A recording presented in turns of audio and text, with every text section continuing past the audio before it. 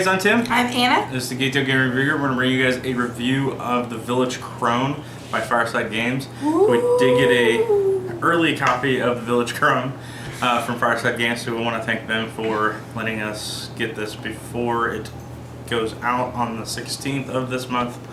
So here in about 8 days. 6 days? Today the 10th? No. 4 days. 4 days. Today's yeah, the 12th. we can count. 4 days. Yeah, so today's the 12th, so it comes out on the 16th, so we got 4 days. So we hope that you guys enjoy this, and we hope that you guys go and get a copy when it's available on the 16th. So let's go ahead and go over to the table, show you guys the box, show you guys the component inside, and we'll show you guys how to play it, and give you guys our conclusion on the tail end. Alright guys, here we are with the box. This is Village Crone. You can play it 1 to 6 players, ages 13 and up. And the back of the box shows you like a little bit of the storyline, some of the components and stuff. And it takes about 90 minutes. I played 1 player and it took about an hour. 2 players, maybe not 90 minutes. I'm sure upward players it takes 90 minutes. You have a nice colorful rule book. And then they sent us some extra stuff. And there is a misprint in the rule book and on the sheets, and we'll go over that when we get to that part, when we how to play. And the stuff that Anna said that was extra, I believe this will come in every single copy of the game. The 2015 spring catalog shows you what games are coming out and everything. And then they give us, I'm pretty sure this will come with it also. It says want to print your own 3D models? Visit our website to download the files for all of the characters. So apparently, seeing this, I've seen this in a few games. Apparently, people are buying 3D printers and creating their own miniatures and stuff. So that's kind of neat. And the game comes with, I believe, 6 tiles. You have 6 tiles, all different locations, so you can have variable locations in different areas for a mix-up of the game. And here is the book of spells for each different character. They each have their own name. Yes, but they all have the same book of spells. And they all have a different familiar. These are for binding. You can bind locations. So on the inside of these cards, it's going to show you order of play. It'll show you your spells. Shows you ingredients to cast the spells. Shows the incantation of what you need to say to make the spell and the only thing cast. And if you don't say this incantation, you can be penalized, I guess. It cannot work. Yeah, and then here's like some quick reminders. I'll show you this real quick right here if you want to show. The spell binding. Yeah. And what it is it's 2 soil and 2 of any same ingredient. Well, 2 for this one. It's 2 soil to cast the spell to make it work, to put a binding, to bind a location with this ring, right, which is your binding marker. And it takes 2 of any material. So you can take 1 fire and 1 flower, or 1 soil and 1 flower, or 1 anything of anything and 1 of anything of anything. To unbind. And to unbind. So and to take this ring off the board. I don't know if they're putting this on the on the game or not, or if they've reprinted, but the copy we have has that. Yes, there is a page on their website for the copies that don't have the new print, so that you can print that off and then you can just put it there in your book. Well, it's really easy to remember. So 6 frog tokens. For turning your enemies into frogs. Or no, the people in the village to frogs. Fall in love tokens. And then there's a bunch of familiars for each color. 5 or 6.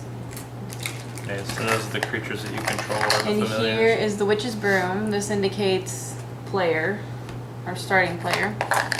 And then here are the villagers that you have.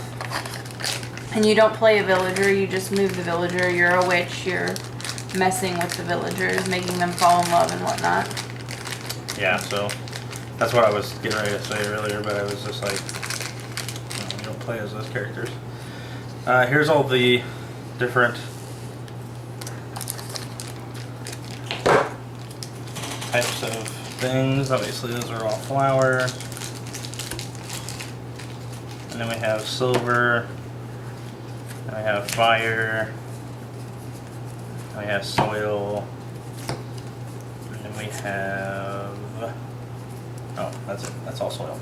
And we have the Eye of Newts, and those are going to be mixed into each pile. They're and we'll wilds. show you that how to... Yeah, well, they're wilds, and we'll show you how to set those up and how to use them. And then there's 3 different stacks of scheme cards, level 1s, and they have, these are different things you need to complete to make points. Yeah, so they're kind of like tiny little quests in the board. Correct.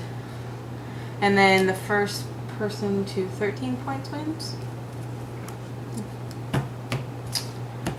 So we'll go ahead and show you guys how to set it up, and then we will show you guys how to play it. Alright guys, here's the general setup of the game. You put the 6 tiles in a random order. Excuse me.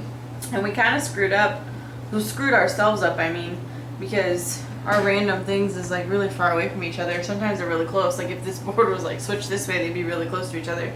But now we have more traveling distance between the spaces. Anyways, each player gets 1 of each level of schemes, and these are kept secret behind your shield, and we have our shields over here. Oops, as I knocked the Lord over. That sounded biblical. Excuse me, Lord. I knocked the Lord over. He told me something. So then you choose someone to go He first. told me. The person whose birthday is closest to Halloween goes first, which is me. My birthday is October 28th, because it says without going over. But anyways, well, Tim's is January, so it's still closer. So basically, you look at your spells and what ingredients you need. So I am going to choose fire, because some of my spells take it. So that gives me 2 automatically. And then Tim chooses 1.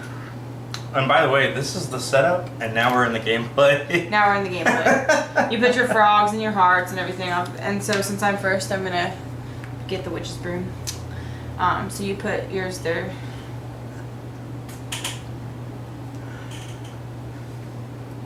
Oh, and you shuffle. Oh, there they are. I was like, where did my You guys shuffle go? 3 of the newts of eye or something. Eye of newt, and you shuffle each into the pile. So you could get the wild. Yeah, At any point, you put 2, of 1 of each token of each player over here, and then you put the peasant in the village green, the lord in the lord's manor, the miller in the mill, the priest in the tithe barn, the blacksmith in the forge, the farmer in the farm. Ooh, who would have thought? Anyway. I thought you really forgot. No, I'm just being silly. Go ahead, put your token. I'm allowed to pick anywhere? Let's go to the farm. We were there a lot today. Camping. Okay. And then, can I get my 2? Yay.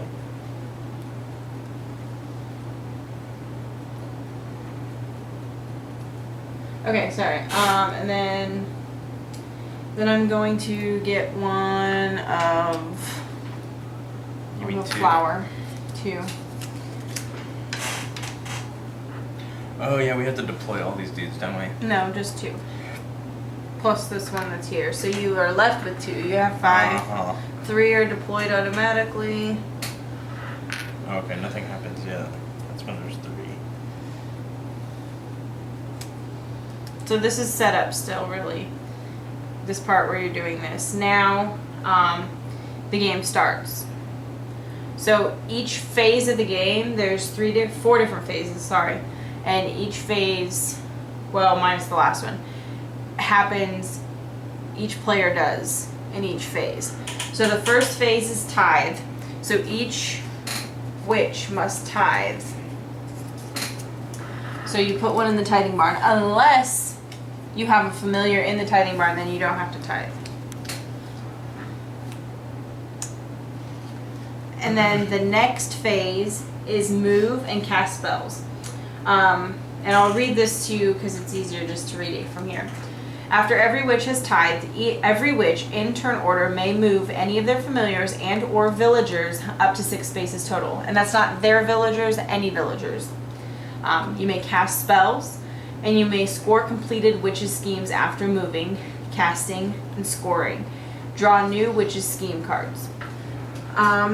So what we can do is, it's my turn, so I can move anyone up to 6 spaces. So I'm going to take my familiar here, and I'm going to go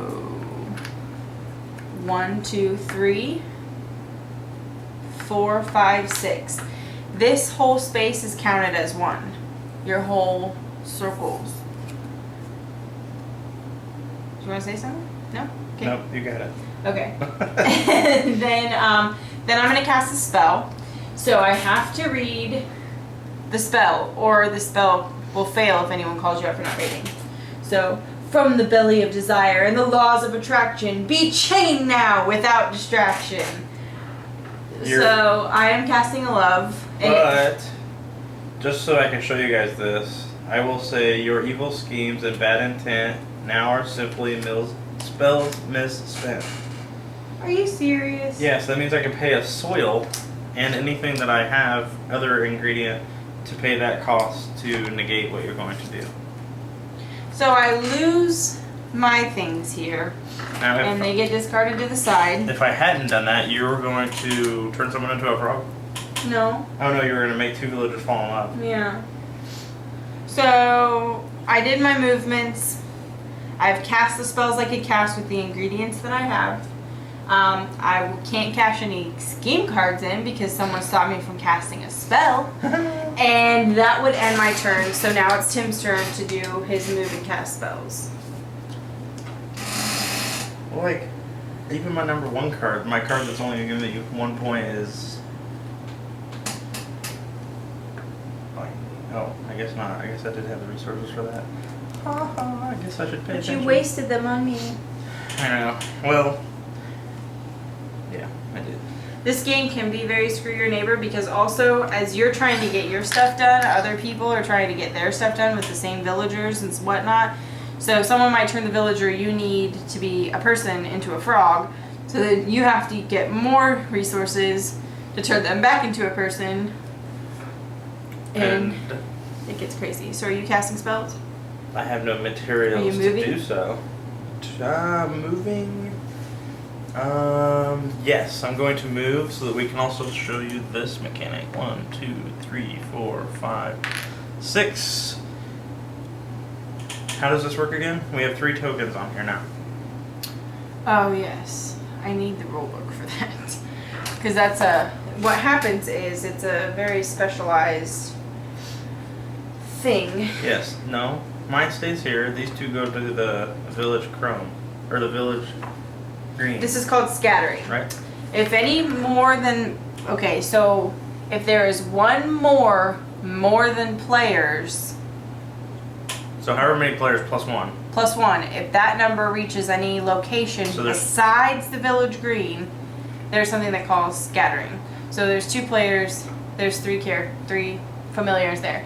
So if any of the numbers of familiars in a single location, blah, blah, blah, the home villager is drawn back to that location, which they're already there, bringing anyone he or she is in love with. So if they're in love with anyone, they take them up.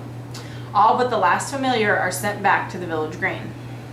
So my raven and her rat get sent to the village green. Now if that was a bound location, that's when stuff gets really fun. Because It's not fun. only because when she's playing with me, I make the pieces move like constantly until I get the ones that I want, and then I leave it alone. And Any villagers she in the doesn't like affected it. location remain there. Scattering goes into effect even if the familiar is just passing through the location. So, That's cool. but yes, we did have it happen where we had this bound. So when something's bound and you're forced back to it, you have to go to one of the next 2. Well, each one of us had like 2 characters. There was 2 characters on each of them.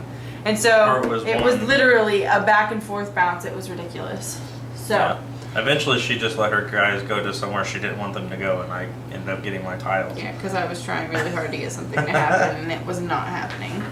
So you moved. So you're done with that section. Mhm. So now it's the harvest phase. So anywhere you have a familiar, you harvest 2. 2 from that. So I had 2 of these. No one there. Nothing there. Are you kidding me? You are a jerk. Yeah, you don't get any fire. You're a jerk. No fire. And the last phase is move the broom. So from that phase, we go back to tithe, which we each have to pay a tithe. And basically, so if I would have been able to cast my spell, so let's just say I did, so that we'll show you how this works. I casted my spell. From the belly of desire, the laws of attraction be chained now without distraction. He let me. So like right now, we're just pretending that she has those ingredients just to show you what can happen when casting love spells. So I'm casting it, and it moves any one villager to the position of another, joining their fates. So I make the blacksmith fall in love with the miller. And you can choose to either take the miller to the blacksmith or the blacksmith to the miller, or whoever two you have falling in love, you can make them go to whichever tile. So you bind them here, which... If the heart will stay on the top. There we go. And now I get to use this, and you say, strike the blacksmith, here's my thing, you flip it over and you have your 1 point there. Now you have an open slot of things, and you always need 3. So what you do is you take the one of each level and you choose which one you want to keep of any number. You don't have to replace the number you took. That you spent or used. And you have 2 extra familiars that you have to conjure them, which takes 1 of every ingredient. Yeah, so to show you guys how all the spells are going to work, I'll say the incantation and then we'll just have Anna do the motion on the board. So we'll start with conjuring, which would cost you 1 fire, 1 silver, 1 flour, 1 soil, 1 of each ingredient, or you can use the Eye of Newts as the wild. So always keep that in mind that the Eye of Newt can be put into there. So the incantation for that is, for feed and greed, for want and need, stop with me, you cursed breed. So she would be able to bring out a new token, And it then goes in the village green. yes, it can't conjure anywhere else other than there, and then you can move them. There's 6 spaces and everything. So Anna already did love. We already know that costs 2 fire, and she said the incantation. So I'll say it one more time, but we already know how that works. It's from the belly of desire, and the laws of attraction be chained now without distraction. So then we go on to summoning. So summoning is a little bit different than conjuring, because you're not going to be conjuring an actual familiar.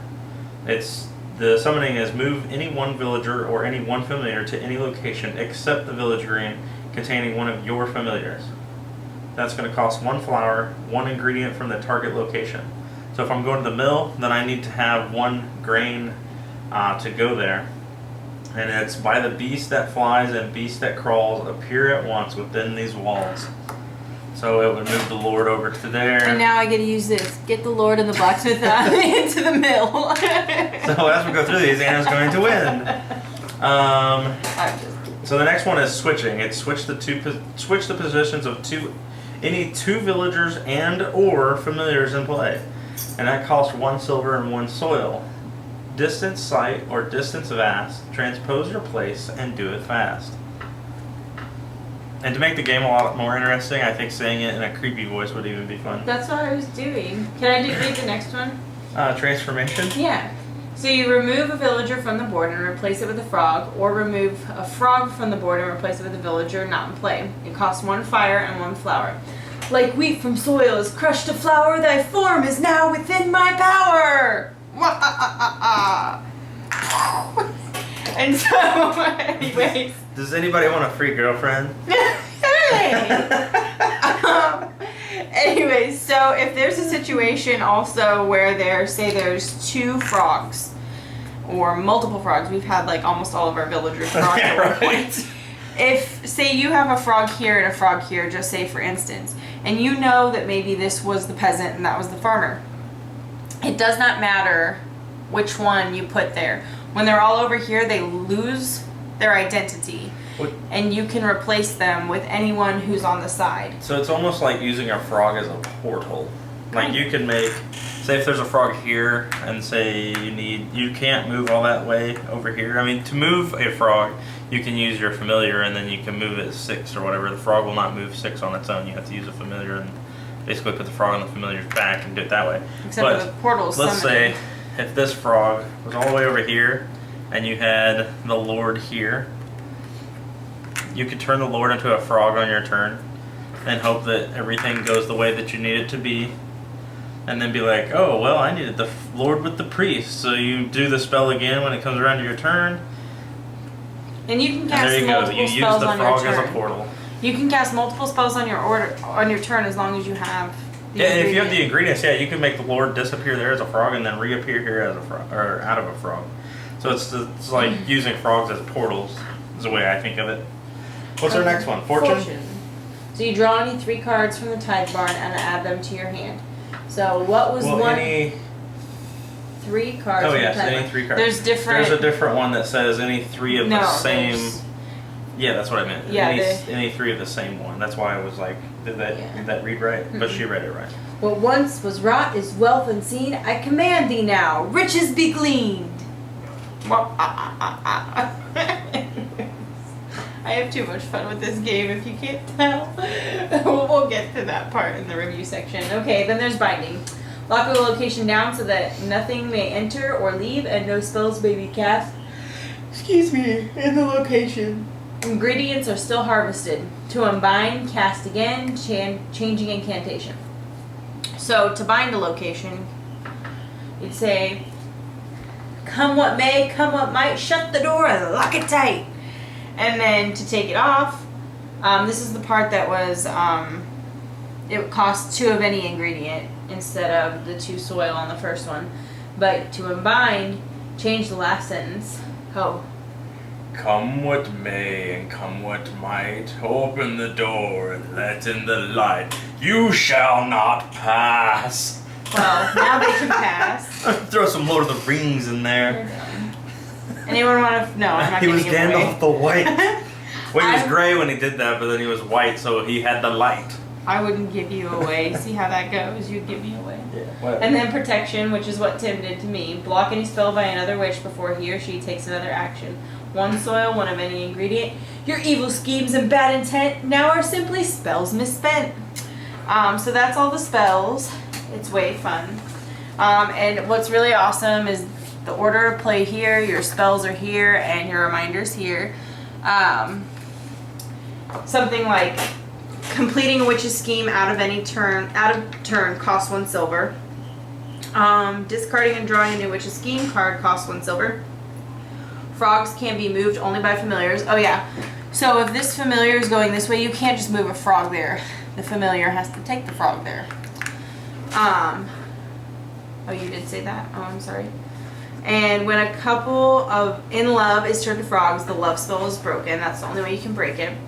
If the number of familiars in a single location, except the village green, exceeds the number of players, scattering, which we went over that, and draw 2 ingredients from the tithe barn during harvest if you have no familiars in any location. Yeah, I didn't know that.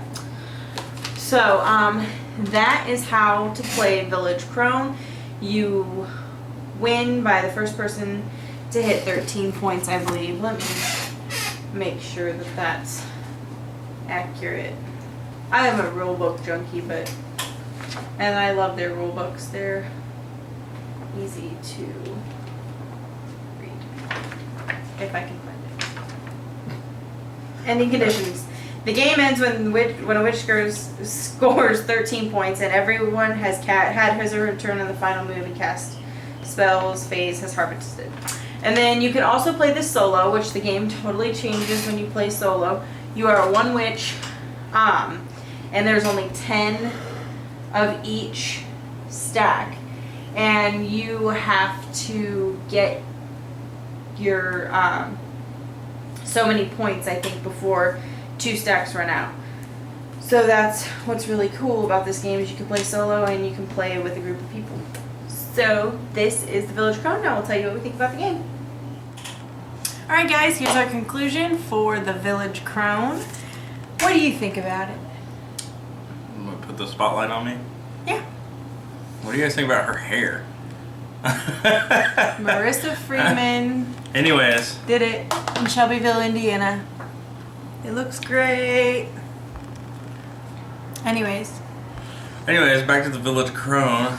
apparently the witches got a held of your hair, and but you ended up liking it instead of being tormented. This game is a lot of fun.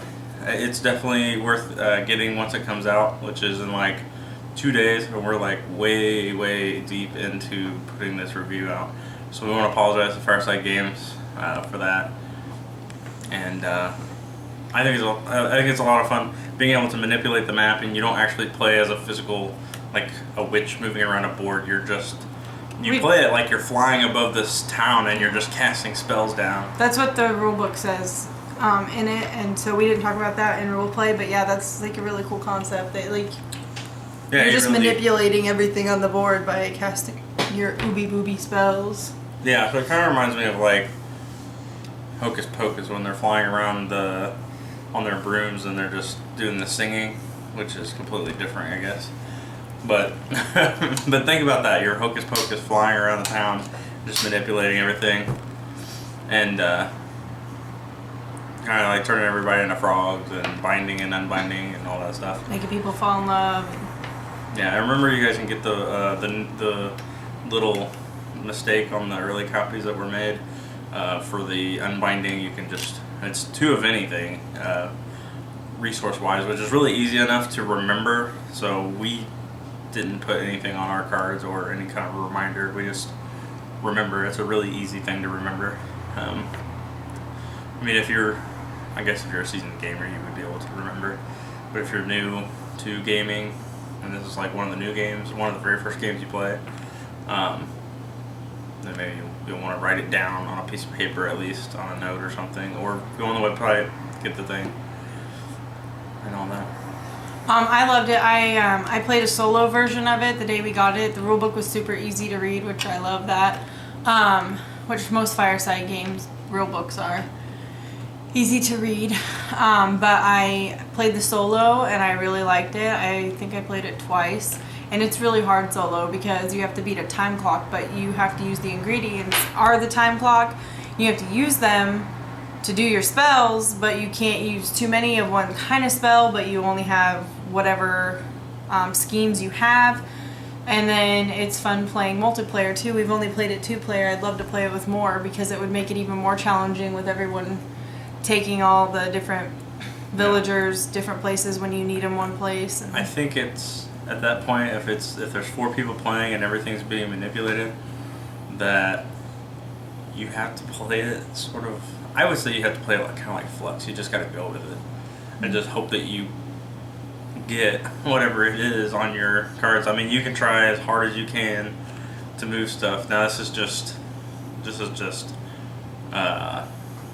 if we play with more people.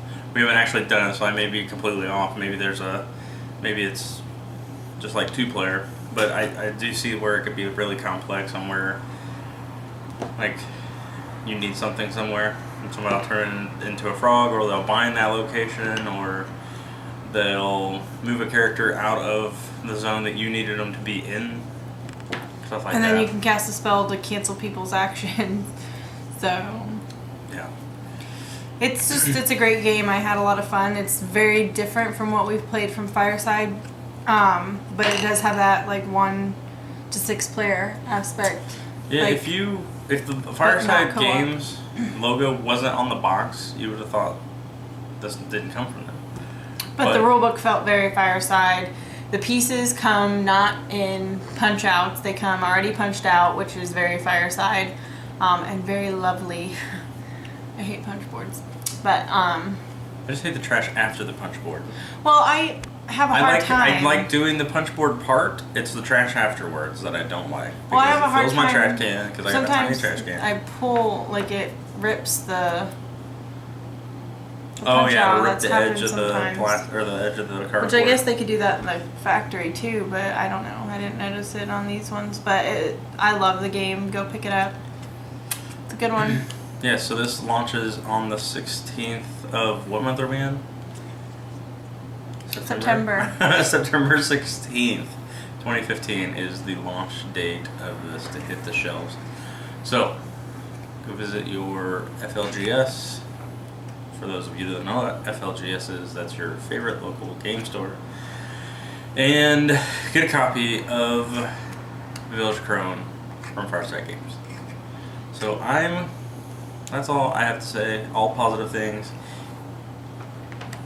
The error that they pointed out was not a big deal. It didn't even feel like there was an error. It was just keep that in mind that you can pay any two to unbind a location. But if you're a rules guru nut and then I probably wouldn't get an early copy. That's going to be my advice. Don't buy an early copy if you're... I mean, you could play it that way, but if you're like stickler on having the final version. Yeah, then I would wait later when they do a second run or something like that. Other than that, everyone else, go get the game. Buy this game. It's definitely worth it. And we want to, I want to say thank you to Fireside Games for giving this donation to us, letting us put it on our channel, and being really nice to us. Every time I talk to them, they're always nice. So I'm not saying that because you guys send us stuff. You guys are always nice. Yeah. I had missing pieces out of a game I actually bought from Fireside, and they sent them in like within 2 days. I had the new pieces, so it was awesome. So you guys are all doing great. They're all really nice. Yes, the creators, and actually Anne did this one. I don't even think I saw Justin's name on it. I don't think so. It might have been on the rule book for playtesting or something like that, but Yeah, I was gonna say, I'm sure he was a playtester. you'd imagine. Alright, so yeah, you would think. But maybe not. Maybe she's just like, you know what? I'm gonna do my own thing right now. Get out of the kitchen or whatever. I don't know why I said kitchen. I wasn't trying to be like... We work in the kitchen, that's why. That's where we're at. We are in our kitchen. So maybe that's why I said that. Like, get out of the kitchen. We've done reviews in the game room, we've done them in the living room, and now we reside in the kitchen for doing reviews. So, well, we've always filmed the gameplay and everything in our kitchen. Yes. I was going to try to move it to the game room, but it's more of an office now, so it's got a desk in there, and all of our board games, I finally moved it out of the living room, so when you walk through our front door, you don't see just a big thing of games. So now they're in the kitchen and living room and in the game room. Lots of games. Yeah, we have to, I don't want to say liquidate, but find a home for them all. Not liquidate. Alright, so that is all I have to say about it. It's a really fun game. I'm repeating myself pretty much. So I'm going to sign off. I'm Tim. I'm Anna. This is Geeked Up Game Review Group, and this is a review and our conclusion of The Village Crone by Fireside Games.